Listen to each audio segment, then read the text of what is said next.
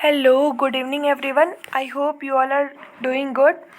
So, for today, the topic is human resource management. So, basically, what is human resource management? The meaning is human resource management is the management of an organization employee. This include employment and settlement in accord with the law and with a company's directives. जो भी हमारे man power work करते हैं हमारी company में हमारे organisation में, तो उनको हम किस तरह से मैनेज करते हैं, वही हमारा होता है human resource management. It means how we are managing the human resource in the organisation. That will be the human resource management. And next we will talk about the definition. So human resource management as planning, organizing, directing, controlling, procurement, development, compensation, integration, maintenance and separation of human resource to the end that individual, organization and social objective are achieved. This definition is given by Edwin Filippo. तो basically human resource management में हम लोग करते क्या हैं कि पहले हम लोग प्लान करते हैं. फिर जैसे कोई भी एम्प्लॉय आता है हमारे ऑर्गेनाइजेशन में, तो वो प्लानिंग के साथ मतलब हम लोग प्लान करके उसको लेते हैं. फिर ऑर्गेनाइज करते हैं कहाँ किस डिपार्टमेंट में इसको हमको भेजना है. फिर उसको डायरेक्ट करते हैं, हम लोग ट्रेनिंग देते हैं, उसको काम बताते हैं, जो भी उसकी वर्कलोड जो भी है उसको देते हैं. फिर कंट्रोलिंग, और जो भी हमारा स्टैंडर्ड है उससे उसके परफॉर्मेंस को देखते हैं, उसका परफॉर्मेंस क्या है. Procurement, development, compensation, integration and maintenance of human resource. तो और उस ह्यूमन बीइंग को मीन्स उस मैन पावर को हम अपने कंपनी में अपने ऑर्गेनाइजेशन पे क्यों रखते हैं, क्योंकि हमारे ऑर्गेनाइजेशन का गोल जो भी हमारा ऑब्जेक्टिव हो उसको अचीव करने के लिए हम उसको अपनी कंपनी में उसको ऑर्गेनाइजेशन में रखते हैं. So basically human resource management यही होता है कि जो मैन पावर होती है उसको मैनेज करना. तो हम लोग उसको ये डिफरेंट स्टेप्स होते हैं उसके थ्रू मैनेज करते हैं. Now we will talk about the next one is objective. So basically there is four mainly objective is there. So first one is the societal, second is organization, third is personal, fourth is functional. तो हम लोग बात करते हैं पहले societal की. Societal क्या होता है कि जो ह्यूमन रिसोर्स मैनेजमेंट मीन्स कि जो ह्यूमन होता है, ह्यूमन रिसोर्स होता है, मैन पावर होता है, वो सोसाइटी का ऑब्जेक्टिव फुलफिल करता है. लाइक जो अगर कोई ह्यूमन बीइंग है, लाइक जो भी मैन पावर होती है, अगर वो वर्क करती है किसी भी ऑर्गेनाइजेशन में, तो इससे क्या होता है कि एक सोसाइटी पे जो लोड होता है वो कम होता है. ऑर्गेनाइजेशनल मीन्स कि एक ऑर्गेनाइजेशन का नाम होता है अगर मैन पावर अच्छा वर्क करती है. तो पर्सनल, लाइक जो भी इंडिविजुअल किसी भी ऑर्गेनाइजेशन में काम करते हैं, तो उनके काम करने की वजह से क्या होगा कि जो उनकी पर्सनल रिक्वायरमेंट होगी वो फुलफिल होगी. तो ये होता है पर्सनल. फिर होता है functional. Functional it means that the they can function properly in the either it could be the personal life, either it could be the professional life, so it will be the functional.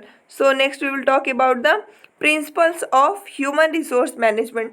So basically there are first principle is merit. Merit क्या होता है? It means that decision about appointment and pay are based on an unbiased assessment of one competence. Merit ये होता है कि जैसे कि कोई भी हम डिसीजन लेते हैं, हम लोग जो भी डिसीजन लेते हैं तो बिना किसी अनबायस्ड असेसमेंट के हम किसी के लिए हम लोग डिसीजन हम लोग को लेना चाहिए. अगर कोई भी ऑर्गेनाइजेशन में काम कर रहा है तो उसको जो भी अगर हम उसके लिए कोई डिसीजन ले रहे हैं किसी एम्प्लॉय के लिए, तो हम लोग पहले उसका अनबायस्ड असेसमेंट करते हैं, तब हम उसके लिए कोई भी डिसीजन ले सकते हैं. दूसरा है फेयरनेस. फेयरनेस क्या होता है कि हर जो भी ऑर्गेनाइजेशन या कंपनी में वर्क करते हैं जो भी एम्प्लॉय, उनके लिए हमारा जो डिसीजन होना चाहिए वो इक्वल होना चाहिए, इक्वालिटी होनी चाहिए. diversity, it means like the peoples who are working in the organization, they belongs to different language, culture, ethnicity, skill, gender. So there should be equality for everyone.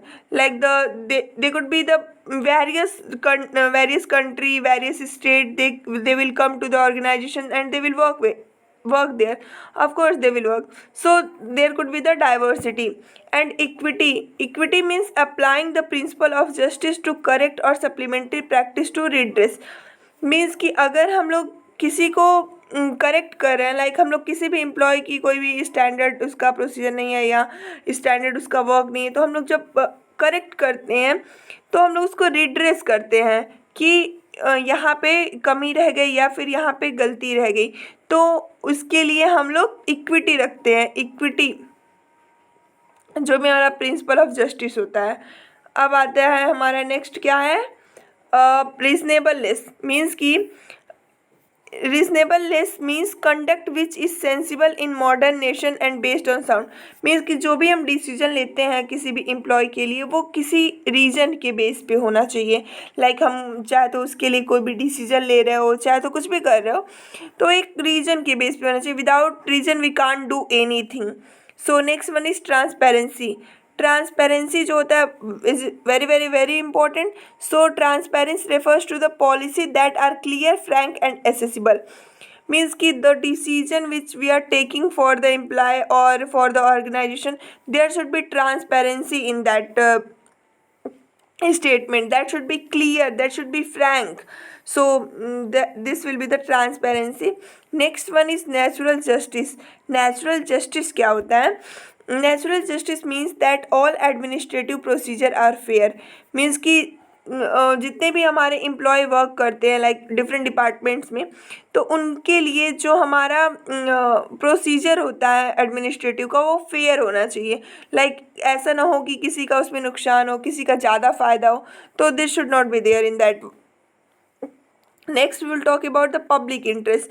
The public interest is served where all action and decision of public officially and managers are based on merit, fairness.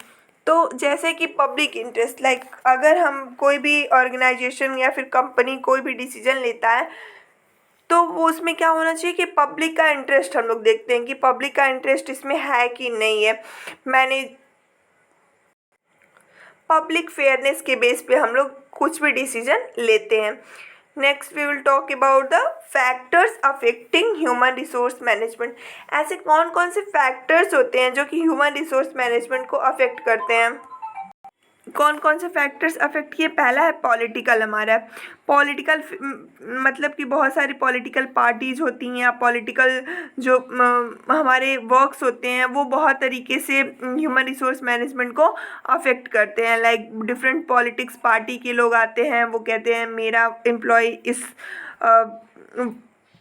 Position पे work करेगा, मेरा employ इस position पे work करेगा, तो different political party जाके कुछ भी कहती हैं, तो एक तरह से पॉलिटिकल पार्टीज है। दूसरा है इकोनॉमिकल। मीन्स कि अगर ऑर्गेनाइजेशन का इकोनॉमिक्स बेस्ट रहेगा तो वो अच्छे से वर्क करेगा और अच्छे से पे कर सकेगा किसी भी एम्प्लॉय को, तो ये होता है इकोनॉमिकल। फिर है इन्वायरमेंटल। अगर एम्प्लॉय जो भी हमारा एम्प्लॉयज़ का वर्किंग कंडीशन है, जो कि हमारा मतलब जो वर्किंग कंडीशन जिस भी इन्वायरमेंट में रहेगा, तो इन्वायरमेंट बहुत अफेक्ट करता है। अगर इन्वायरमेंट उन लोग का अच्छा रहेगा तो उन लोग का प्रोडक्टिव उन लोग का वर्क हो सकता है। और है टेक्नोलॉजिकल। अगर if they will get the proper technology, means की updated technology, so they can give the good productive result to the organisation. तो ये होता है अगर उन लोग को टेक्नोलॉजी का नई टेक्नोलॉजी का यूज़ करना उनको आना चाहिए। लीगल, इट मीन्स लाइक जो भी वर्क होता है किसी भी ऑर्गेनाइजेशन या कंपनी का वो लीगल होना चाहिए, अनलीगल नहीं होना चाहिए। Social, it means like they have the proper there should be the fairness for the society, so they will work properly. Next हम लोग बात करेंगे nature of human resource management. कौन कौन सा नेचर होता है?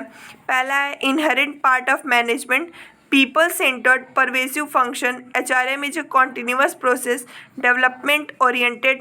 HRM is based on human relation integrative mechanism. तो ये सारे हमारे नेचर्स होते हैं मैनेजमेंट के। देन ये सारे प्रोसेस हैं। प्रोसेस क्या होता है, कैसे ह्यूमन रिसोर्स मैनेजमेंट का स्टेप्स होता है, कैसे हम कोई भी एम्प्लॉय जो होता है किसी भी ऑर्गेनाइजेशन में आके कैसे वर्क करना स्टार्ट करता है। So it is all about that. तो हम लोग पढ़ेंगे, पहला है हमारा रिक्रूटमेंट। तो रिक्रूटमेंट क्या होता है basically? Recruitment refers to the discovery and development of source of required personnel so that sufficient number of candidate can be available for employment in the organisation. अब कोई भी ऑर्गेनाइजेशन है तो उसको कैंडिडेट्स चाहिए, तो एक सफिशिएंट कैंडिडेट्स को लेने के लिए वो जो भी सोर्स जिस भी सोर्स से ऐसे सोर्स को डिस्कवर करता है ताकि वो लोग एम्प्लॉयमेंट तक वो सोर्स मीन्स की इंफॉर्मेशन अवेलेबल हो सके कि यहाँ पे इतनी सीट खाली है, तो जो एम्प्लॉय होंगे वो जाके वहाँ पे अपने जॉब कर सकते हैं वहाँ पे जा कर के। तो ये होता है रिक्रूटमेंट। अब रिक्रूटमेंट हम लोग देखेंगे, रिक्रूटमेंट जो होता है हमारा वो बेसिकली दो तरह से होता है। पहला होता है हमारा इंटरनल रिक्रूटमेंट, दूसरा होता है एक्सटर्नल रिक्रूटमेंट। इंटरनल मीन्स क्या होता है कि जो ऐसे रिक्रूटमेंट जो विद इन द ऑर्गेनाइजेशन होते हैं या फिर विद इन द कंपनी होते हैं उनको हम लोग इंटरनल रिक्रूटमेंट बोलते हैं। लाइक प्रमोशन, अगर कोई भी एम्प्लॉय काम कर रहा है एक ऑर्गेनाइजेशन में तो उसका प्रमोशन हो जा रहा है, मीन्स कि अगर वो मैनेजर है तो वो सीईओ बन जा रहा है, तो इस तरह से एक एम्प्लॉय का प्रमोशन हो रहा है। तो एक तरह से ये रिक्रूटमेंट हुआ उसका। और ट्रांसफ़र, कि एक ऑर्गेनाइजेशन से दूसरे ऑर्गेनाइजेशन में अगर कोई ट्रांसफ़र होता है, it is also a type of recruitment. Then upgrading, this will be also the same condition. Demotion, demotion means होता है कि अगर कोई किसी का प्रमोशन जैसे होता है वैसे डिमोशन होता है कि वन स्टेप लो आते हैं वो लोग। फिर retired employees, retrenched employees. Next we will talk about the external recruitment. External recruitment क्या होता है? बहुत सारी कंपनियां ऑर्गेनाइजेशन जो होती हैं वो एडवर्टाइजमेंट देती हैं। क्यों देती हैं? For to attract the employees. So अगर वो लोग कैंडिडेट्स को अट्रैक्ट करती हैं अपने एडवर्टाइजमेंट से तो वो लोग वहाँ पे आते हैं और अपना इंटरव्यू देते हैं और उनका सिलेक्शन होता है। और कैंपस रिक्रूटमेंट, ऐसी बहुत सारी आजकल इंस्टीट्यूट बन गए हैं जो कैंपस रिक्रूटमेंट देते हैं। मीन्स कि कैंपस सिलेक्शन होता है, कैंपस में लोग डिफरेंट ऑर्गेनाइजेशन कंपनी जाती हैं, वहाँ से जो बेस्ट कैंडिडेट्स होते हैं उनको वो लोग लेते हैं और अपॉइंटमेंट करते हैं अपने ऑर्गेनाइजेशन में। तो next is campus selection.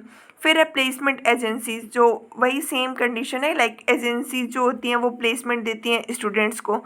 Outsourcing consultancies, like अगर कुछ कंसल्टेंसीज होती हैं, लाइक कोई अगर पॉलिटिकल पार्टी है या फिर किसी की रिलेशन है किसी का कहीं, तो वो जा कर के उसके लिए कैंडिडेट्स को अपॉइंटमेंट करवाते हैं लोग, तो वो होता है रिक्रूटमेंट, ये कंसल्टेंस रिक्रूटमेंट।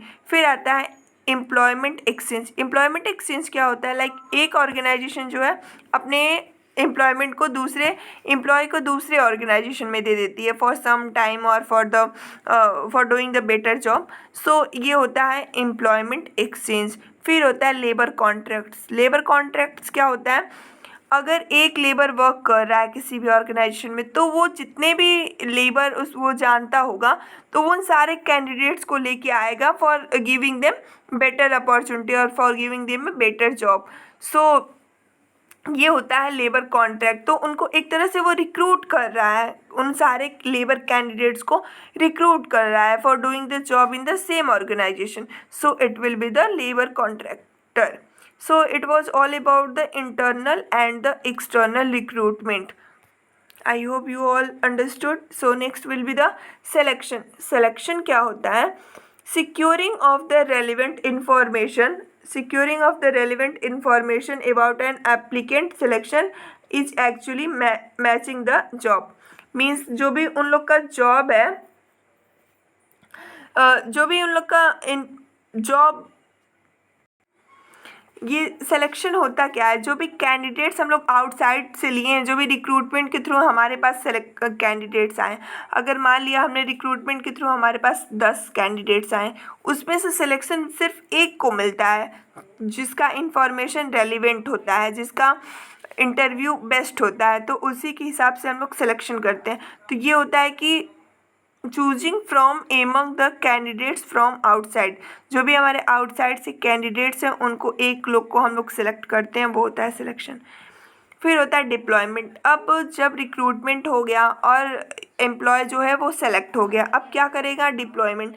अब वो ऑर्गेनाइजेशन में आया, तो हम लोग क्या करेंगे, टू स्प्रेड आउट और arrange strategically procedure of introducing and activity process program system to all applicable area. अब हम उसको कोई भी जो भी हमारा एक्टिविटी है, प्रोसेस है, प्रोग्राम्स है, सिस्टम है, जितनी भी चीज़ें हैं उसको हम ऑर्गेनाइजेशन, जितने भी चीज़ें हमारे ऑर्गेनाइजेशन में हैं सबसे उसको अवेयर करवाएंगे, उसके बारे में उसको इन्फॉर्मेशन देंगे।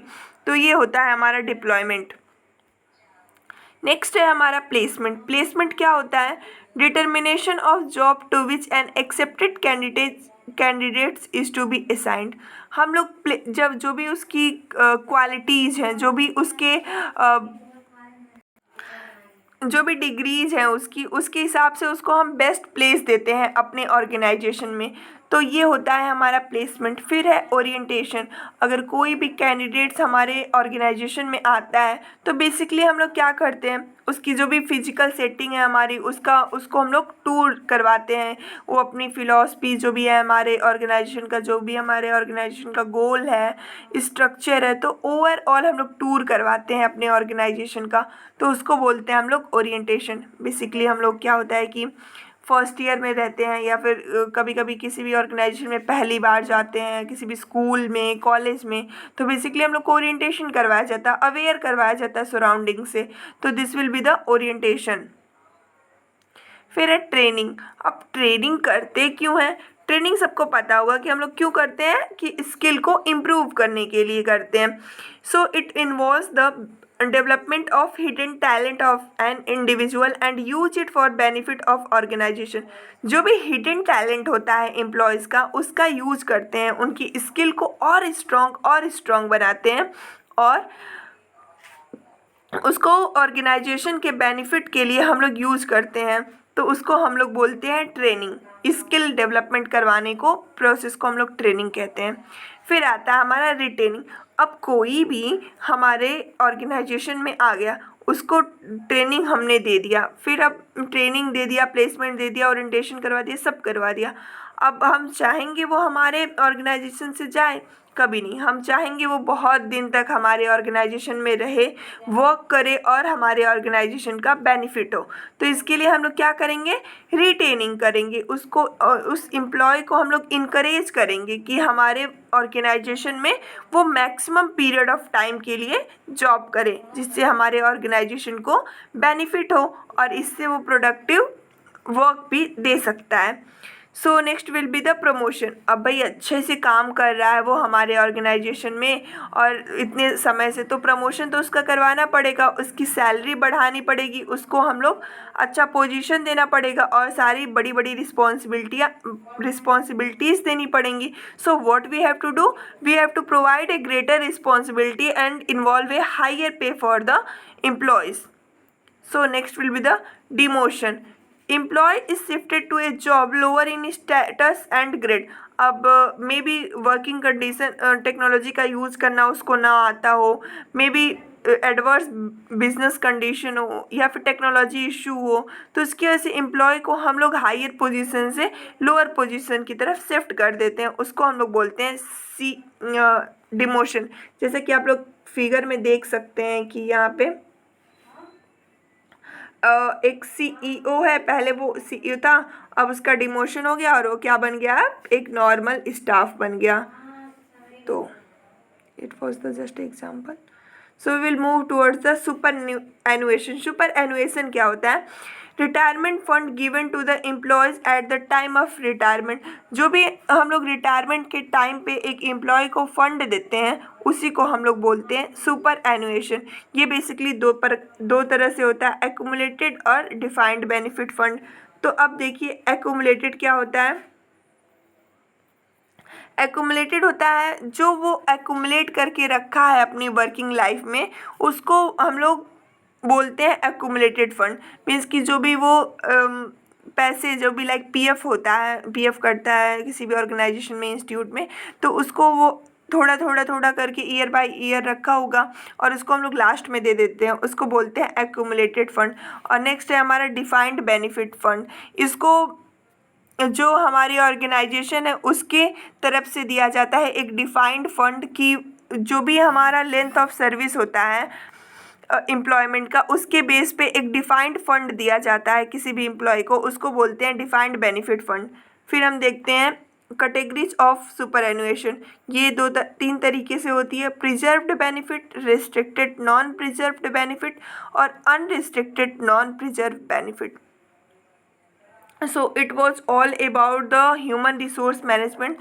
So I hope you have liked my videos and you have understood what is human resource management. If you have any doubt, please comment in your doubt. Please ask your doubts in the comment box. So thank you so much for watching this. Thank you.